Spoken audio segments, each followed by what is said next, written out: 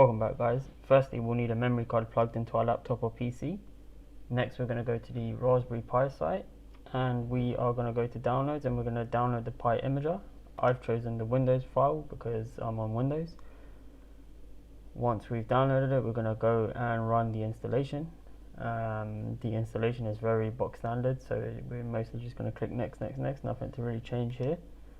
Once installed, we will launch the Pi imager. We're going to choose our OS, which is going to be Raspberry Pi OS 32-bit. Then we will select our memory card and click write. And be warned, the memory card will be overwritten, so everything you have on it will be deleted, so make sure you save that ahead of time. Then we're going to let the write commence. This will only take a few minutes, so just be patient with it. Fairly quick process.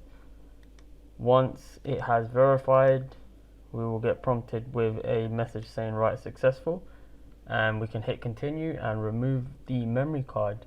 And that's it for the first part of this installation process. We can move over to the Raspberry Pi now.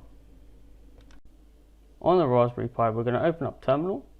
We're going to type in sudo space rpi-eeprom-update. What this will do is it will show you whether you do need to update your Pi or not.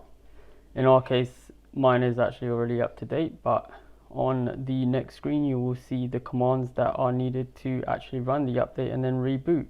Once you do these two, your Pi will be fully up to date.